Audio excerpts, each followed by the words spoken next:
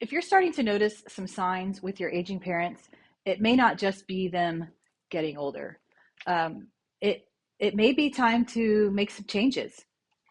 Sometimes we tell ourselves over and over again, probably, that they're fine. It's just normal aging, or they've lived in that house forever. They can clean it and maintain it with their eyes closed, or it's not a big deal, right?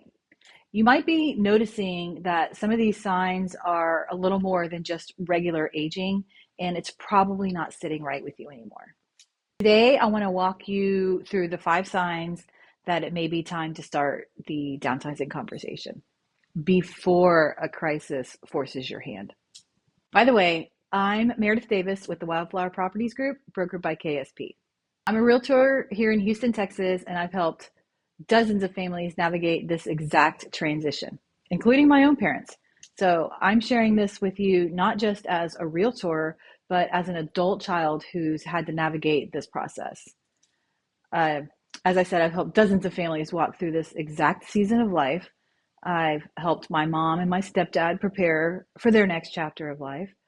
Um, I also had to plan for my real father after a medical crisis. So I've done it both ways, in a timely manner with planning and preparation, and also having a crisis force our decisions on us. So I've seen it from both sides, the emotional side of being the adult child and the practical side of being a realtor. And here's what I've learned. The signs are usually there long before anyone in the family ever acknowledges them. The key is recognizing them early enough to approach it in a calm manner instead of having to react urgently. Sign number 1, the house is becoming too difficult, physically difficult. If they live in a 2-story, are the stairs getting harder? Is that pile that is so often, the one that's left at the bottom of the steps, and somebody's like, I'll take that up the next time I go up. But the pile is getting bigger and bigger because no one's going up the stairs. Or what about bathrooms? Do they feel less safe? One time before my real father passed away, I was visiting him, and we had to have a conversation about how long it had been since he had taken a shower. He said it had been 2 weeks because he was afraid of falling in the shower. He had a large garden tub and it had steps leading up to it. And I will agree, it was not an easy tub to enter or exit. But he went 2 weeks without bathing because he was scared. Imagine how crappy that made me feel.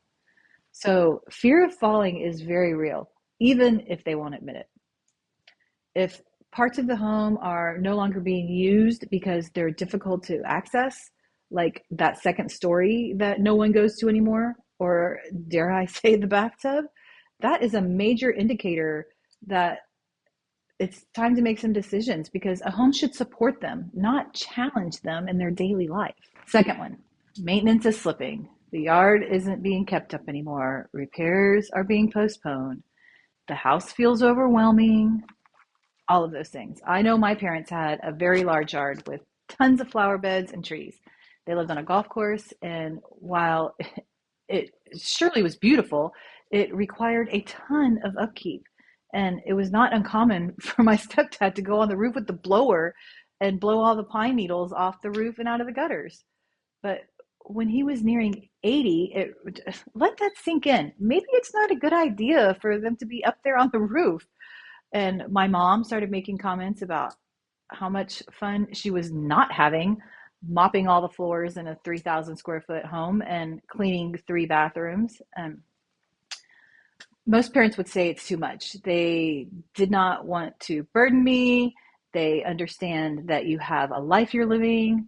My mom still says it all the time when I ask her, why didn't you tell me certain things? It's always the same response. I didn't want to bother you.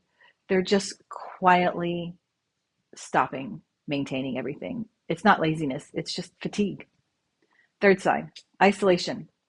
This one gets overlooked. Are they driving less? Are they socializing less and staying home more? I remember when my real dad was alive, his favorite thing to do was to go to lunch. He loved going out to lunch, seeing his friends, having lunch with his brothers, getting out and about. But after he fell a few times, the lunch dates started getting fewer and farther apart. He used to go to lunch like 5 days a week, and then it went down to sometimes zero. He started requesting that we bring food to him, and it became very obvious that his life was shrinking, and we knew it was time to make some decisions. The fourth sign is, unfortunately, sometimes it's down to one spouse. When one parent passes, the house that once made sense for a family can suddenly feel too big or too quiet, too expensive. Grief plus home maintenance is a heavy combination. This is often when downsizing becomes not just practical, but part of the emotional healing process. One of our good family friends and neighbors to my mom and my stepdad lost her husband and was becoming overwhelmed with caring for the lush, mature landscaping and the 4-bedroom, 4-bath home. So we downsized her into a 1,500 square foot, 3-bedroom home with a smaller yard, and that allowed her to piddle in her new garden and keep up with a much smaller, more manageable home, allowing her to actually live out her last chapter with some dignity and some happiness, not having to worry about maintaining that large home. So the fifth, you're constantly worried. If this one is you, and you think about their safety often, and you feel anxious when they don't answer the phone, you worry about storms, stairs, or emergencies, that ongoing stress is a signal. Sometimes the adult child knows before the parent says it out loud. So let me give you something helpful. Instead of asking, do you need to move? Ask yourself these 3 evaluation questions. Is the home safe for the next 5 to 10 years? Is it financially comfortable long term?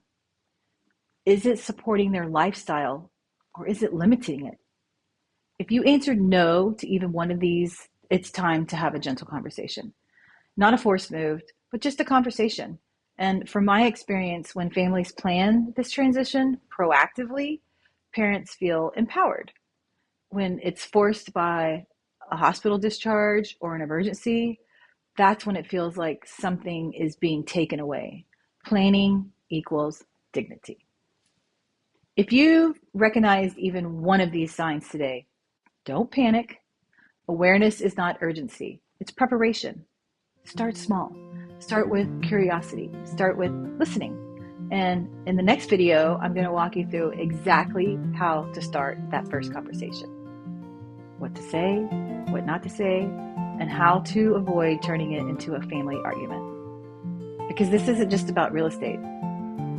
It's about protecting your parents' safety, their independence, and their peace while preserving your relationship.